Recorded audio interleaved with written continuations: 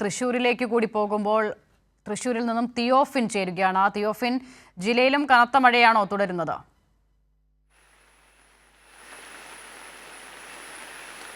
അസിത, തീർച്ചയായും തൃശ്ശൂർ ജില്ലയിൽ ഇന്ന് രാവിലെ മുതൽ തന്നെ ഇടവിടാതെ മഴ പെയ്തുകൊണ്ടിരിക്കുകയാണ്. ശക്തി കൂടിയും കുറഞ്ഞു ഇരിക്കുന്നു എന്ന് മാത്രമേ ഉള്ളൂ. വ്യാപകമായി തന്നെ ജില്ലയിലാകെ മഴയുണ്ട്. പലയിടത്തും താഴ്ന്ന പ്രദേശങ്ങളിൽ ചില റോഡുകളിലൊക്കെ വെള്ളം കയറിയിട്ടുണ്ട്. കോൾ പ്രദേശമായ കോൾപ്പാടങ്ങളിലൊക്കെ വെള്ളം കയറി കിടക്കുകയാണ്. ഈ കോൾപ്പാടങ്ങളിൽ തന്നെ ഉൾപ്പെട്ട പുള്ള് ആലപ്പാട് പ്രദേശത്തെ പുള്ള് ആലപ്പാട് റോഡ് ഏതാനും ദിവസമായി തന്നെ ആ റോഡിലേക്ക് വെള്ളം കയറി. ഇന്നിപ്പോൾ കുറച്ചുകൂടി വെള്ളം കൂടുതൽ കയറിയിട്ടുണ്ട്. ഒപ്പം മഴ ശക്തമായി നീരൊഴുക്ക് കൂടിയതിനെ തുടർന്ന് പീച്ചി ഡാമിൻ്റെ ഷട്ടറുകൾ തുറന്നിട്ടുണ്ട്. 20 സെൻറ്റിമീറ്ററോളം ഷട്ടറുകൾ നിലവിൽ തുറന്നിട്ടുണ്ട്.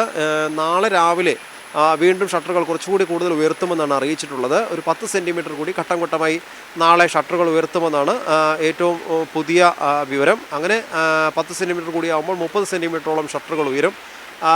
ആ ഷട്ടറുകൾ പീച്ചി ഡാമിൻ്റെ ഷട്ടറുകൾ ഉയർത്തുന്ന സാഹചര്യത്തിൽ ഈ മണലി കരുവന്നൂർ പുഴകളിലേക്ക് നീരൊഴുക്ക് കൂടും. അങ്ങനെയാണെങ്കിൽ ആ നീരൊഴുക്ക് 20 സെൻറ്റിമീറ്റർ വരെ ഒരുപക്ഷെ ജലനിരപ്പ് വർദ്ധിക്കാനുള്ളൊരു സാധ്യതയുണ്ട്. ഈ രണ്ട് പുഴകളുടെയും തീരങ്ങളിൽ താമസിക്കുന്നവർ ജാഗ്രത പാലിക്കണമെന്നും നിർദ്ദേശം നൽകിയിട്ടുണ്ട്.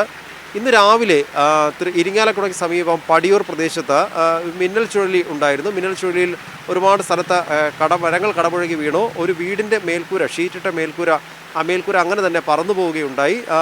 വ്യാപകമായി തന്നെ ജില്ലയിൽ ഇപ്പോഴും മഴ തുടരുകയാണ്. അസിത, തിയോഫിനാണ് തൃശ്ശൂരിലെ വിവരങ്ങൾ നൽകിയത്.